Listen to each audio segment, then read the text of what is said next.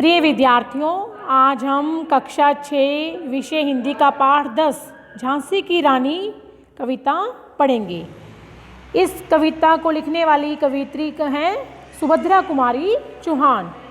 सुभद्रा कुमारी चौहान ने इस कविता में रानी लक्ष्मीबाई, झांसी की रानी लक्ष्मीबाई के जन्म से लेकर उनकी मृत्यु तक का पूर्ण वर्णन किया है। तो आइए इस कविता को पढ़ते हैं, उसका सरल अर्थ करते हैं। सिंहासन हिल उठे, राजवंशों ने भ्रकुटी तानी थी, बूढ़े भारत में फिर आई फिर से नई जवानी थी। गुमी हुई आज़ादी की कीमत सबने पहचानी थी, दूर फिरंगी को करने की सबने मन में ठानी थी। चमक उठी सन 57 में वह तलवार पुरानी थी, बूंदेले हर बोलों के मुँह हमने सुनी कहानी थी। खूब लड़ी मर्दानी वह तो झांसी वाली रानी थी।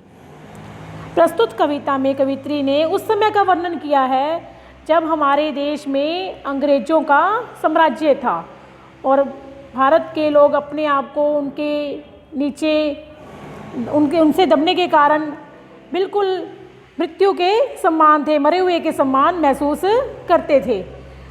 तो अब ये 1857 की क्रांति की बात है कि जब सन 1857 में जो राजवंश हुए, उन्होंने अंग्रेज़ों के ऐसे अत्याचार को देखकर अब उनकी भ्रुकुटियाँ तन गई, यानी उनको अत्यधिक गुस्सा आया और सिंहासन इससे हिल उठे। और बूढ़े भारत में जो भारत अंग्रेज़ों के अत्याचार सहते सहते बिल्कुल बूढ़ा हो गया था, उसमें भी फिर से नई जवानी आ गई और सभी ने जो आज़ादी बिल्कुल गुम हो गई थी, उसकी कीमत को पहचान लिया और सभी ने अपने मन में यह दृढ़ निश्चय कर लिया या प्रण कर लिया कि हम फिरंगियों को यानी अंग्रेज़ों को भारत से निकाल कर रहेंगे।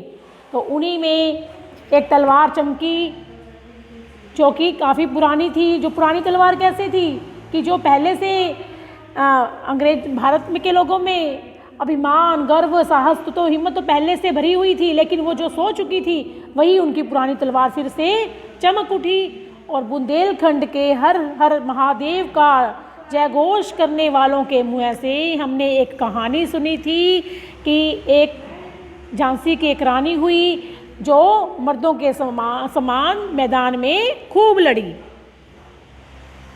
अगला है, कानपुर के नाना की मुँह बोली बहन छबीली थी, लक्ष्मीबाई नाम पिता की वह संतान अकेली थी। नाना के संग पढ़ती थी वह, नाना के संग खेली थी, बरछी ढाल कृपान कटारी उसकी यही सहेली थी। तब झांसी की रानी के बारे में बताया है कि कानपुर के नाना पेशवा बाजीराव की वह मुँह बोली बहन थी और उसका नाम छबीली था और उसका एक नाम लक्ष्मीबाई भी था और उसी को मनु भी कहते थे और वह अपने पिता की अकेली संतान थी, इकलौती संतान थी। वह नाना पेशवा के साथ ही पढ़ती थी, उन्हीं के साथ वो खेलती थी और बरछी ढाल कृपान कटारी यही उसकी सहेलियाँ थी। और वीर शिवाजी की गाथाएं उसको याद जुबानी थी, यानी बचपन में जैसे बच्चों को परियों की, राजा महाराजाओं की कहानियां सुनने का शौक़ होता है, लेकिन वह कौन सी कहानियां सुनती थी? वीरों की कहानियां सुनती थी और उसे बचपन से ही वीर शिवाजी की जो कहानियां थी वो बचपन से ही उसे वो याद थी। इस प्रकार से बुंदेलखंड के हर हर महादेव का जयघोष करने वालों के मुँह से हमने एक कहानी सुनी थी कि झांसी की एक रानी हुई जो युद्ध क्षेत्र में मर्दों के समान लड़ी। अगला है, लक्ष्मी थी या दुर्गा थी वह स्वयं वीरता की अवतार, देख मराठे पुलकित होते उसकी तलवारों के वार, नकली युद्ध व्यू की रचना और खेलना खूब शिकार, सैन्य घेरना दुर्ग तोड़ना ये थे उसके प्रिय खिलवाड़। अब उसकी वीरता, उसे देखकर लोग क्या कहते थे, यह लक्ष्मी है या फिर दुर्गा है या स्वयं वीरता ने ही अवतार बनकर इस धरती पर जन्म लिया है। और जो मराठे थे वो उसकी तलवारों के वार देखकर, उसकी युद्ध कला को देखकर अत्यधिक प्रसन्नचित होते थे, बहुत अधिक खुश होते थे। नकली युद्ध रचना, व्यू की रचना करना, शिकार करना, सेना को घेरना और दुर्ग को तोड़ना, यही उसके बचपन में प्रिय खेल थे। यानी कि वो दूसरे बच्चों की तरह गुड्डे गुड़ियों से नहीं खेलती थी, बल्कि उसके प्रिय खेल क्या थे? युद्ध की, नकली युद्ध की रचना करना और चक्रव्यूह की रचना करना, शिकार करना, दुर्ग को तोड़ना, सेना को घेरना, यही उसके प्रिय खेल थे। महाराष्ट्र की जो कुल देवी हैं भगवती दुर्गा, वह उसकी भी आराध्य देवी थी। और इस प्रकार से बुंदेलखंड के हरबोलों के मुँह से हमने कहानी सुनी है कि एक झांसी की एक रानी हुई जो लड़ाई में मर्दों के समान थी और वह युद्ध क्षेत्र में खूब लड़ी। हुई वीरता की वैभव के साथ सगाई झांसी में, ब्याह हुआ रानी बन आई लक्ष्मीबाई झांसी में। राजमहल में बजी बधाई, खुशियाँ छाई झांसी में, सुभट बुंदेलों की वीरदावली सी वह आई झांसी में। क्या कहते हैं इसमें आगे कवित्री कि वीरता की वैभव के साथ सगाई झांसी में। वह खुद स्वयं वीर तो थी और जो झांसी के राजा थे वो बहुत अधिक क्या थे? वैभवशाली थे। गंगाधर राव बहुत अधिक वैभवशाली थे। तो इस प्रकार से वीरता की वैभव के साथ झांसी में सगाई हो गई। यानी कि उनकी सगाई किससे हो गई? गंगाधर राव जो झांसी के राजा थे उनसे उसकी सगाई हो गई। और इस प्रकार उनकी जब गंगाधर राव से शादी हुई तो वह झांसी की रानी बनकर लक्ष्मीबाई जो है वो झांसी में आ गई। राजमहल में बजी बधाई, खुशियाँ छाई झांसी में। राजमहल में बधाई के गीत बजने लगे और चारों तरफ झांसी में खुशियाँ छा गई। और इस प्रकार वीर बुंदेलों ने की वीरदावली, जो वीर उनकी वीरदावली में उनकी कुल की जो कीर्ति थी वो झांसी में आ गई। और उसमें जब उनकी शादी गंगाधर राव से हुई तो ऐसा लगा जैसे चित्रा ने अर्जुन को प्राप्त किया हो और शिव ने पार्वती का जो है वो शिव से मिलन हुआ हो।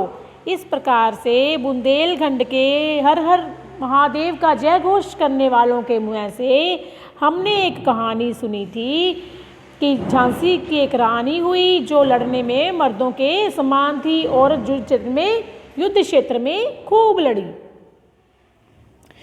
आगे देखिए, उदित हुआ सौभाग्य, मुदित महलों में उजियाली छाई, किंतु काल गति चुपके चुपके काली घटा घेर लाई। तीर चलाने वाले कर में उसे चूड़ियाँ कब भाई, रानी विधवा हुई हाय विधि को भी नहीं दिया आई। जब गंगाधर राव से लक्ष्मीबाई का विवाह हुआ तो ऐसा लगा मानो उनका सौभाग्य उदित हो गया हो और महलों में भी खुशी रूपी प्रसन्नता रूपी उजियाला हो गया हो। किंतु ये जो प्रसन्नता ये ज़्यादा दिन तक नहीं टिकी और काल गति, मृत्यु की गति भी धीरे धीरे काली घटा बनकर वहाँ पर छा गई। और विधाता को भी, भाग्य को भी तीर चलाने वाले, यानी लक्ष्मीबाई बचपन में तीर चलाती थी तो तीर चलाने वाले हाथों में चूड़ियाँ पसंद नहीं आई और रानी क्या हो गई? विधवा हो गई।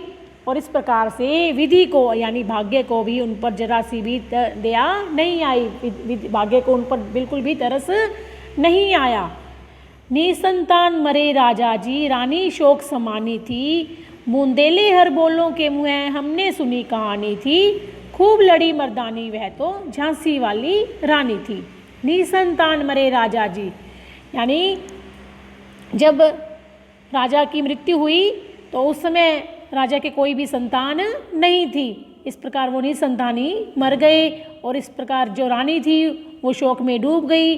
और हमने बुंदेले हरबोलों के मुँह से कहानी सुनी थी कि एक झांसी की रानी हुई जो लड़ाई में युद्ध क्षेत्र में मर्दों के समान लड़ी।